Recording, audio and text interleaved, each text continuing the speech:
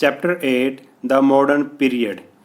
इसमें हम पढ़ेंगे कि मॉडर्न पीरियड में जो इंडियन हिस्ट्री का जो मॉडर्न पीरियड है वो कहाँ से शुरू होता है और उसमें क्या क्या घटनाएं हुई थी। ठीक है, तो modern period of Indian history began in the 18th century after 1707 when the Mughal emperor Aurangzeb breathed is his last. अब हमारी जो इंडियन हिस्ट्री है उसको कहाँ से माना जाता है कि मॉडर्न हिस्ट्री कहाँ से शुरू होती है। देखो हिस्ट्री में क्या आ जाएगी भी, एशियंट हिस्ट्री आ जाएगी, मेडिवल हिस्ट्री आ जाएगी, फिर आ जाएगी मॉडर्न हिस्ट्री। हम यहाँ पे बात कर रहे हैं मॉडर्न हिस्ट्री की। ठीक है, तो मॉडर्न हिस्ट्री हम कहाँ से मानते हैं कि कहाँ से शुरू हुई है इंडिया की, वो है 1707 जब मुगल एम्परर और औरंगजेब था उसकी डेथ के बाद क्या शुरू होती है भाई, मॉडर्न हिस्ट्री को माना जाता है कि मॉडर्न हिस्ट्री यहाँ से शुरू होती है। जो हिस्टोरियन है वो मानते हैं कि भाई उसकी डेथ के बाद, क्योंकि जब औरंगजेब की डेथ हुई तो औरंगजेब का जो मुग़लों का राज लगभग पूरे इंडिया पे था। औरंगजेब की डेथ होने के बाद जो उसके उत्तराधिकारी थे वो इतने मजबूत नहीं थे और धीरे धीरे औरंगजेब के जो राज्य के अंदर जो राजा वगैरह थे वो उन्होंने अपने आप को स्वतंत्र घोषित कर दिया। ठीक है, और अपने अपने राज्य बना लिए। हैदराबाद का निज़ाम हो गया, अवध का नवाब हो गया। ठीक है, इस टाइप के। अब और क्या क्या घटनाएं हुई इसमें, during this period European came to India. अब क्या है भाई, यूरोपियन की एंट्रीज हुई। ठीक है, यूरोपियन जो थे जैसे कि अंग्रेज यानी कि इंग्लिश पीपल और फ्रेंच और डच, ये लोग अब क्या भाई इंडिया में आने लगे, क्योंकि वास्को डिगामा ने जब पुर्तगाल का था वो, जब उसने एक समुद्री रास्ते की खोज कर ली, ठीक है, इंडिया तक आने के लिए, तो ये यूरोपियन व्यापार करने के लिए इंडिया आने लगे।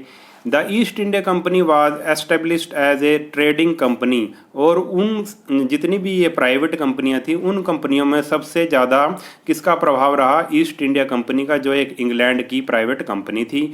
But it took advantage of political instability and gradually took over the control of a large part of India. और इस कंपनी ने, ईस्ट इंडिया कंपनी ने क्या किया भाई, मौके का फ़ायदा उठाकर इसने धीरे धीरे सारे देश पर यानी कि सारे इंडिया पर इसने क्या कर लिया भाई, एक तरह से अपना कंट्रोल कर लिया।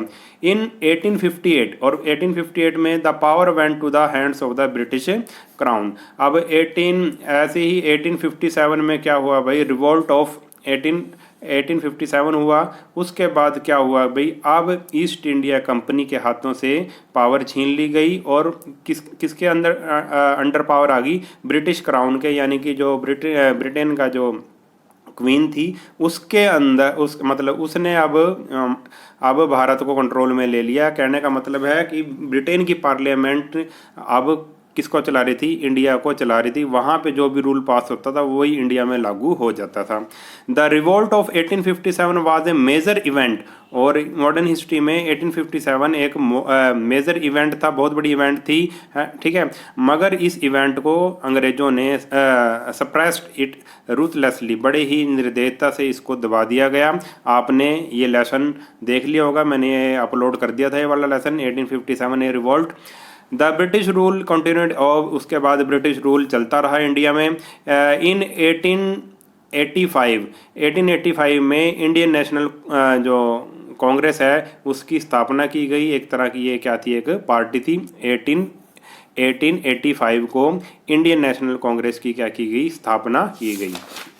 उसके बाद अब कुछ घटनाएं भी हुई थी इन सालों में। The major event of 20th century में कौन कौन सी घटनाएं हुई भाई, पार्टीशन ऑफ बंगाल, अंग्रेजों ने बंगाल का क्या कर दिया, पार्टीशन कर दिया। Formation of Muslim league party की स्थापना हुई। होम रूल लीग किया गया। और जलियांवाला बाग मैसेकर, ये आपको पता होगा, जलियांवाला बाग का हत्याकांड आपको पता होगा, पंजाब में हुआ था और कैसे लोगों को, मतलब निहत्थे लोगों को अंग्रेजों ने गोलियों से भून दिया था। ठीक है, आगे आ गया भाई, ये तो हुई घटनाएं इस सदी में जो घटनाएं हुई थी। आगे है the British government also introduced a series of reform to pacify Indian and to weaken the freedom struggle. अब क्या भाई 20th सेंचुरी में जो इंडिया के जो नेता लोग थे, जो लोग थे, उन्होंने क्या कर रहे हैं, स्वतंत्रता के लिए, फ्रीडम के लिए स्ट्रगल करनी शुरू कर दी। और अंग्रेजों ने उनको शांत करने के लिए कई सुधार किए, कई रिफॉर्म किए। रिफॉर्म का मतलब सुधार किए।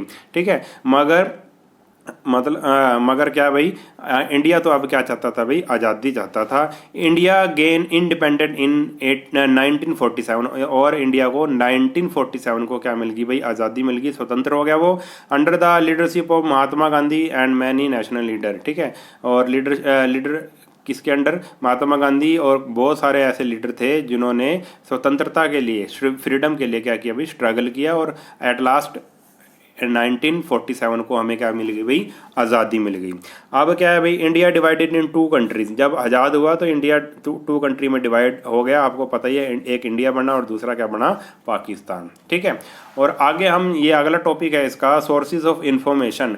अब हमें ये सारी घटनाएं जो अभी हमने घटनाएं देखी कि मॉडर्न हिस्ट्री की, ये सारी घटनाएं हमें कैसे पता लगी, क्योंकि अब तो हम इस युग में जी रहे हैं, हमें पिछली घटनाओं का कैसे पता लगा। ठीक है, यही इस चैप्टर में है, सोर्सेज ऑफ इन्फॉर्मेशन। हमें इन्फॉर्मेशन कैसे मिली, ये जो हमने सभी घटनाएं मतलब अभी पढ़ी हैं, वो कैसे, मतलब कि जलियांवाला हत्याकांड कब हुआ, पार्टीशन ऑफ बंगाल कब हुआ, हमें कैसे पता लगा इन सब घटनाओं का। तो यही क्वेश्चन है, sources of information. Sources of information of the modern Indian history which are preserved in archives. Archives का मतलब क्या होता है भाई, ऐसे मतलब जिसमें क्या होता है भाई, हिस्ट्री की सारी बातें क्या होती है भाई, स्टोर करके रखी हुई हैं, उसको बोल देंगे हम archives. You can see then the read most of them, और आप उनको क्या देख सकते हो भाई, उन सभी रिकॉर्ड्स को, हिस्ट्री के जो सारे रिकॉर्ड हैं, कागज में लिखे हुए हैं या और किसी टाइप के रिकॉर्ड हैं, उनको आप देख सकते हो, और लगभग उनको बहुतों को पढ़ भी सकते हो। और तो कौन कौन सी थी भाई, जिससे हम सोर्सेस इंफॉर्मेशन, कहाँ से हमने ये सारी बातें पढ़ी हैं और हमें कैसे पता लगा इन सब बातों का। तो सबसे पहले है British document.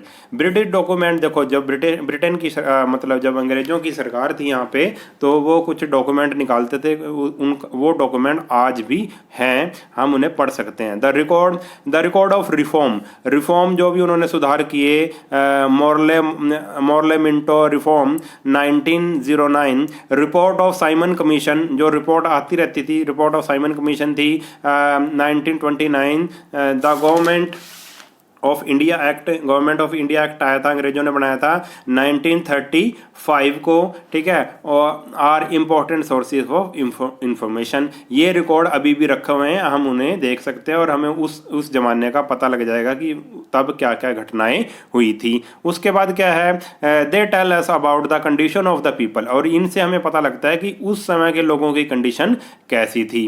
We get lot of information from the various bills, और कई बिल भी पास हुए थे, जैसे Ilbert bill, arms bill etcetera.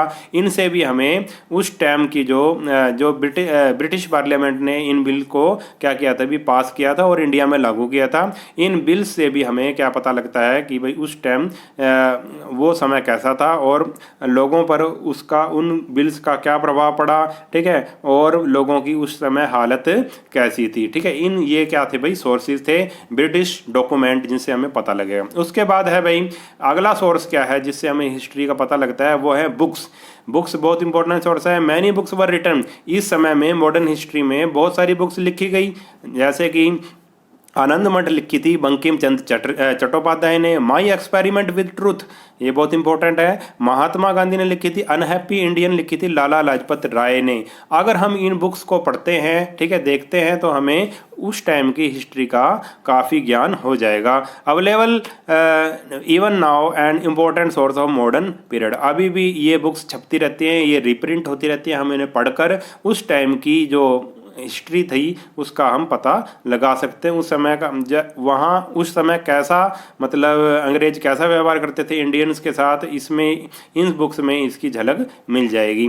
The poetry, prose, drama, stories, autobiography give an important, ठीक है, इससे भी हमें पता लगता है उस समय जो कवियों ने कविताएं लिखी, प्रोज लिखे, ड्रामा लिखे, स्टोरीज लिखी, ऑटोबायोग्राफी लिखी, इससे भी हमें क्या भाई हिस्ट्री का पता लगता है। हिस्ट्री में जो है मतलब जो पहले जो घटनाएं हुई थी उसका हमें पता लगता है, तो ये भी एक सोर्सेज ऑफ इंफॉर्मेशन है। नेक्स्ट है भाई लेटर राइटिंग स्पीचेज। स्पीचेज से भी हमें अभी जो हमें स्पीचेज का रिकॉर्ड है या राइटिंग या लेटर वगैरह जो भी लिखे हुए हैं, पत्र वगैरह, उससे भी हमें हिस्ट्री का पता लगता है।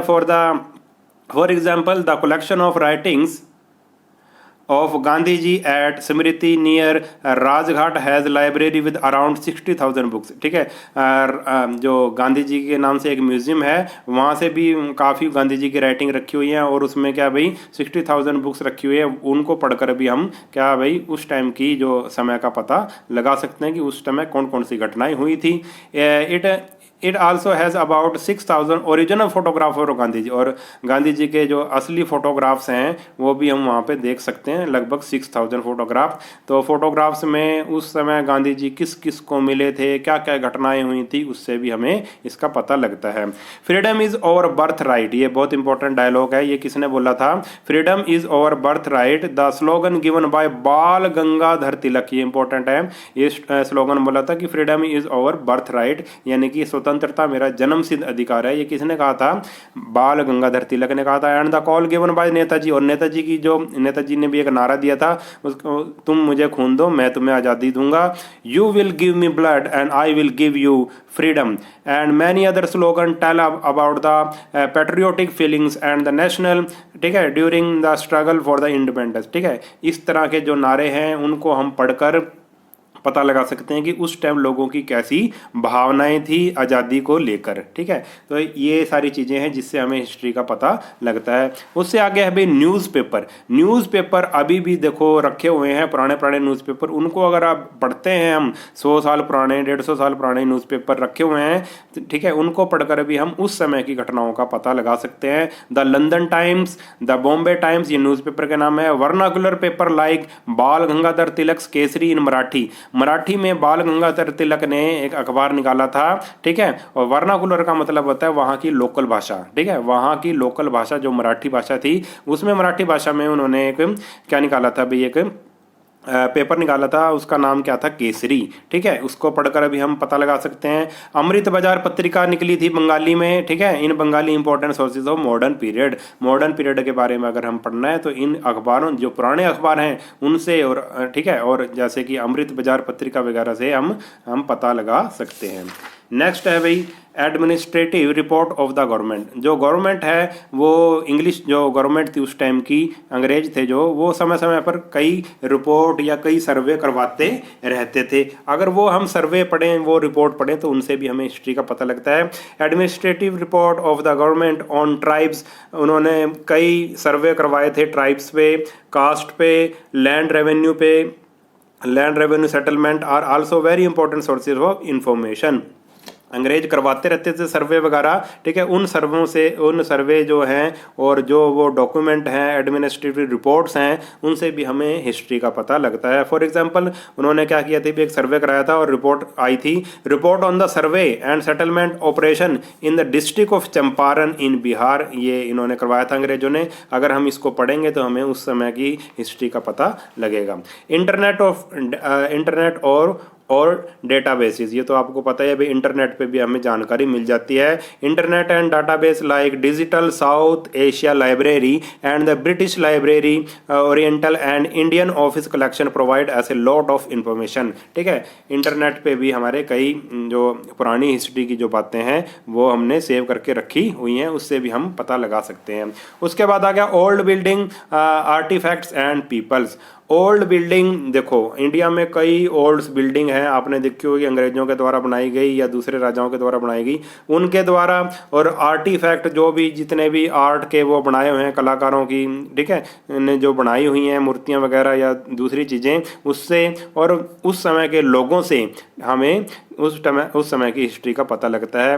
The architectural style of old building, artefacts and people of that period also tells about the tells of the past. हमें हिस्ट्री का उनसे भी पता लगता है। जैसे कोई आज़ादी से पहले था, उसने स्वतंत्रता सेनानी था, वो उसने क्या स्ट्रगल में भाग लिया था, तो अगर हम उसका इंटरव्यू लें, उससे पूछें उस आदमी से, ठीक है, तो वो तब की सारी घटनाएं हमें बता सकता है। तो ये कुछ क्या थे भाई, सोर्सेज थे जिससे हमें मॉडर्न हिस्ट्री का पता लगता है। बिल्कुल ईजी लेसन था और छोटा सा ही लेसन था। अगर वीडियो आपको अच्छा लगा है तो चैनल को सब्सक्राइब कर लेना और वीडियो को अपने सभी दोस्तों के साथ शेयर जरूर कर देना। नेक्स्ट वीडियो में मिलेंगे, तब तक के लिए नमस्कार।